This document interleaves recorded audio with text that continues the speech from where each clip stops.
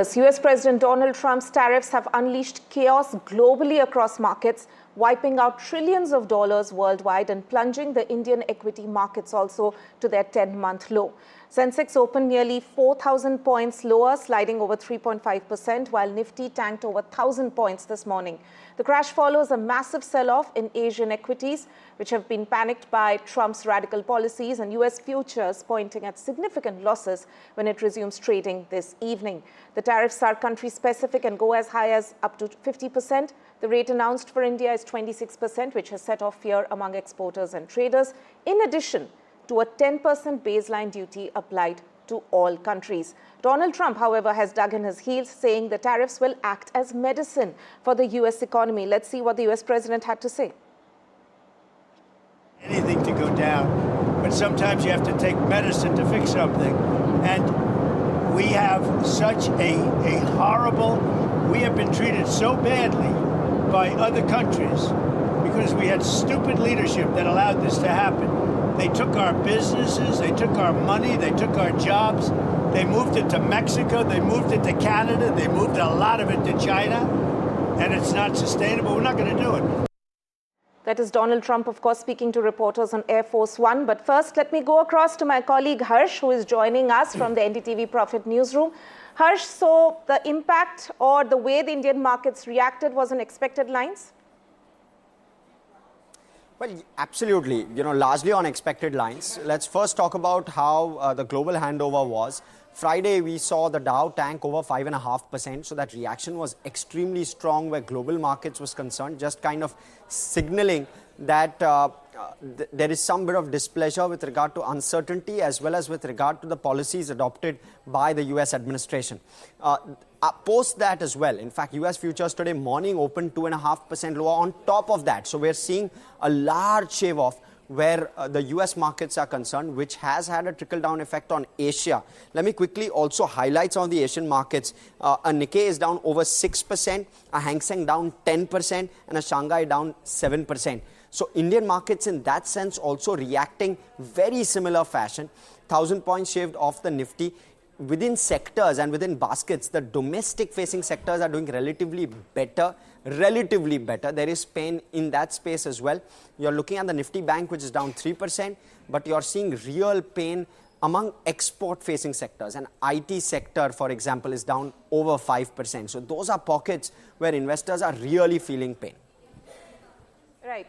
Harsh, there, in fact, in a way, highlighting also what are some of the sectors which are going to face the impact further. Thank you so much for joining us on the show. And also my colleague Sakshi Bajaj joins us on the show today to actually explain and decode for our viewers the impact further, especially keeping the interests of investors in mind. Sakshi. Absolutely. US President Donald Trump's tariff stance really triggering a tailspin across global markets. We have seen the Nifty and the Sensex slide over 3.5%. In early trade, we've seen markets record a broad-based sell-off. Really, all sectoral indices, a sea of red, with sharp declines for all sectoral indices, as our colleague from NDTV Profit was also reporting. And why is this happening for our viewers to understand? Well, trade war worries are now mounting more than ever before. We have seen US stock futures also slump nearly 6%. Asian markets extend that decline, and US crude oil falling below $60 a barrel, with the US crude oil level now lowest since 2021. So jittery investors in wait-and-watch mode. And for our viewers to understand, well, how are India's stock markets performing when compared to the rest of the world? Well, as of now, US stock futures are down over 5.5%. Japan stocks have plunged over 6.5%. China's stock market has plunged over 6%, and Australia's over 4%, while India's stock market is now down over 3.5%. So India clearly resilient, and of course, compared to the rest of the world. But to decode the market mood further, I'm joined by Ajay Bagga, senior market expert. I'm also joined by Nasir Salim at Flexi Capital and a market expert. Thank you both for your time. Ajay Bagga, the comparison of India's stock markets versus the rest of the world, clearly indicating that India is resilient but not insulated from the rest of the world? Yeah, very well put. We are resilient up to a limit. We fell 60% in 2008, so don't get taken in by this resilience. We are not insulated. So the structural domestic story of India is very much intact. But then when global sentiment gets spoilt so badly, we also come within the clutches of the fall in the global sentiment. So we should not be overconfident. We should relook at our asset allocation. And if you're not getting sleep at night at these levels, get out of the market.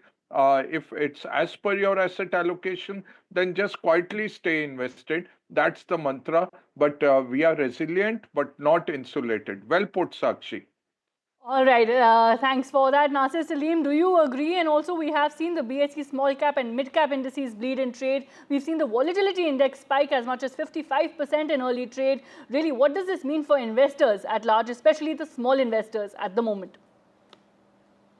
Good morning, Sakshi. Thank you very much for having me on your show.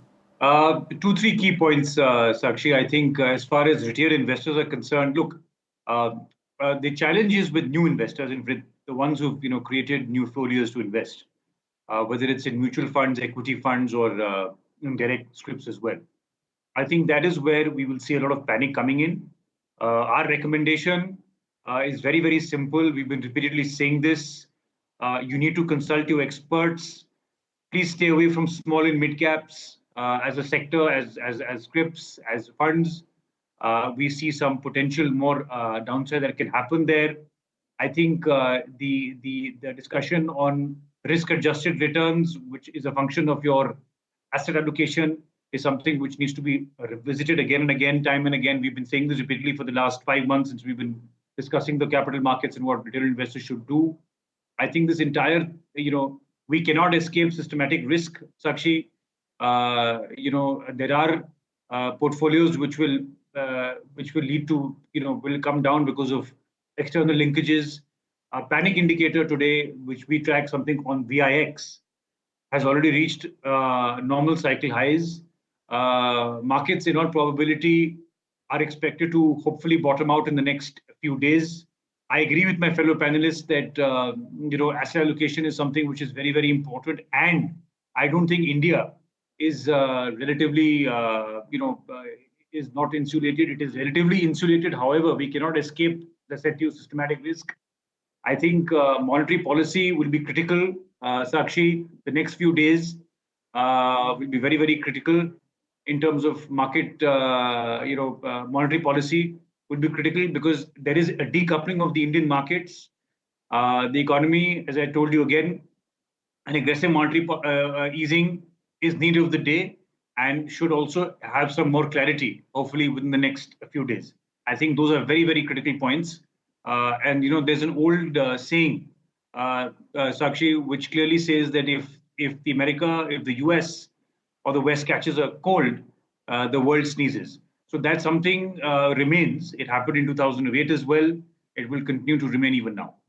Right, Ajay Bagga, do you agree? And what sectors should investors be looking at a time when we are witnessing such steep declines?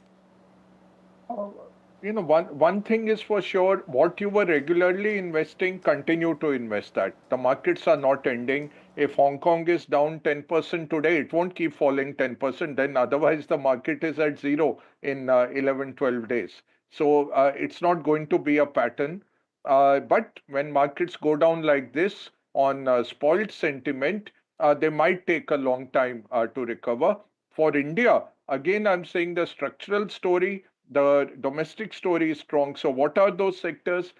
They are banks, they are financials, the entire India consumption from FMCG down to consumer durables, then the industrials. So all our infrastructure spending, that will continue. Metals you can't touch because metal, the pricing will come from China's health as an economy. So you're seeing Indian metal sector going down 7.5%. I've been saying for months on end that it's a false recovery in metals, and we are seeing that happen today. So I would say back to domestic, what Nasir said, very true. There is a stimulus coming. RBI will cut rates day after. I hope they cut by 50 basis points. It is now the monetary space is there. We need a fiscal stimulus. Again, China has been very flexible, very fleet-footed. Today, they have announced not only a heightened economic stimulus, but they are putting up a fund to protect their stock market as well. Now, 11 crore Indians are investors, Sakshi, and there is a huge audience following you every day. We need to reassure them. The government has to come on the media and talk about the structural India growth story, the structural domestic India story. The export sectors are under threat, but how much lower will you go? Again, keep three numbers in mind. The total global GDP is 105 trillion. The total global trade is 33 trillion, goods and services. The total US imports are 3.3 trillion out of that 105. On that 3.3, if you put all the tariffs that Trump is talking about, it's 600 billion. So yes, companies will get wiped out. Yes, employment will go down. Yes, there will be second order effects, but it is not. एक हादसा सही, इतना अहम नहीं. It is not a manic Monday. It is not a 1987 program selling. It is not 97 Asia crisis. It is not even 2008 till now. But you should have the resilience that in case sentiment spoils, in case there is a 20% down in the US market today and our markets go down 10%, I will survive to walk away. So cut down leverage position, don't trade in such markets, just stay invested and don't try to pick the bottom. We don't know where is the bottom. It could happen tomorrow. If Trump says 50 countries have come to us, I have achieved my objective, I am postponing tariffs, there'll be a very sharp up move. Then all we say today will look very foolish. Or it could be 2 months of further thing and it goes out of Trump's control. The economic malaise goes out of any policymaker's right. control. So this could go either way, as you're explaining our viewers, and of course a lot in wait and watch mode. But for now, this is what the market mood is looking like. We will of course bring our viewers the latest from the markets and the economy.